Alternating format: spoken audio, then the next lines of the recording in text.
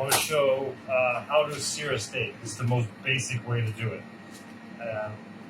One of the most important things I kind of alluded to in the other video was to season things ahead of time. So I put salt and pepper on these steaks probably 3 hours ago, and I've left them out. They're now like room temperature, still a little cold. But the idea of like having meat come straight from the fridge and then season it and then into a pan because of bacteria is just not how bacteria works. It's absurd. And also, it kind of stays in the temperature danger zone much longer if you take something cold and try and cook it. The middle is almost impossible to cook properly to the right temperature, and the outside gets overdone and it's a nightmare. So if you cook something at room temperature, you'll get a better finished product. And this applies to everything: meat, chicken, pork, veal, fish. The idea is to take something closer to the pan temperature than straight from freezing cold to scorching hot. Just the closer you get that balance, the better. I'm going to cook these to about medium well, and then we're going to let them rest. And I'll set it up where there's a timer so you can see how long it takes for things to cool down with a temperature probe. I'm going to do a little demonstration about resting meat, because it's important. The idea that it comes right from the oven to a plate is absurd. You don't want that. The outside of the meat is like so hot and tense, and the inside is like kind of still cold. By resting it, it's almost like a weather system where the high and low pressure equalizes and becomes just the same, and there's no tension. You're relieving tension. So the meat rests, the inside continues to cook. We'll talk about carryover cooking. When you pull something out of the oven, it's still really hot. It's still cooking. It doesn't stop. And that's the point what I want to show you with the timer going and a thermometer. There'll be a time lapse and just give you an idea of how much hotter it gets from when we took it out of the oven, and how long it takes to go past even that initial temperature out of the oven and then start to cool down and actually rest. And that's how you get control. That's how you get things exactly how you want it, rather than this guesswork of pulling it out of the oven and it's got to be served at a certain time. It's like, no, do it calmly, collected, a little bit ahead of time, and then we have 2 room temperature steaks per pan, plenty of room between them so the pan can keep staying hot throughout the whole process. Then we're going to sear every side to get it nice and crispy, and then afterwards we're going to see where we're at temperature-wise before we even think about putting it in the oven, because if you cut your steaks thin enough, they'll be cooked through. You can do it all in a pan.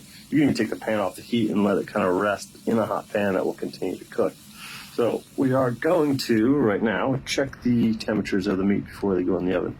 Then we'll put them in the oven, and we'll check periodically with the probe just to make sure we don't overcook. So we're shooting for medium well with this. I put it in 180.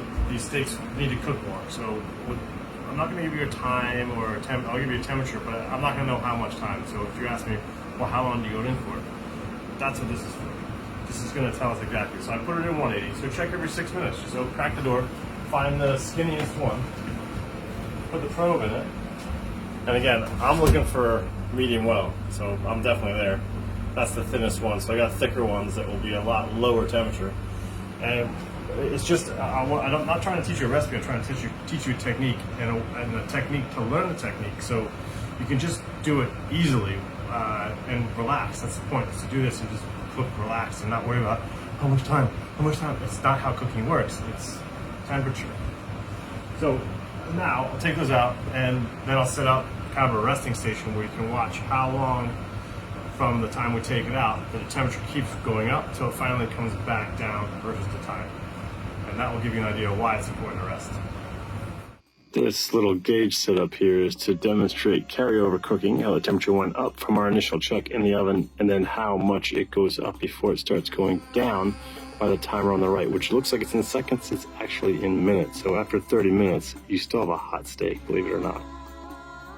Here's our final product ready to serve. It's well rested. It is the same doneness from edge to edge. Basically, it's missing that bullseye effect of the gray overcooked outer rim and the raw middle that it's just not cooked. So it's a good looking steak.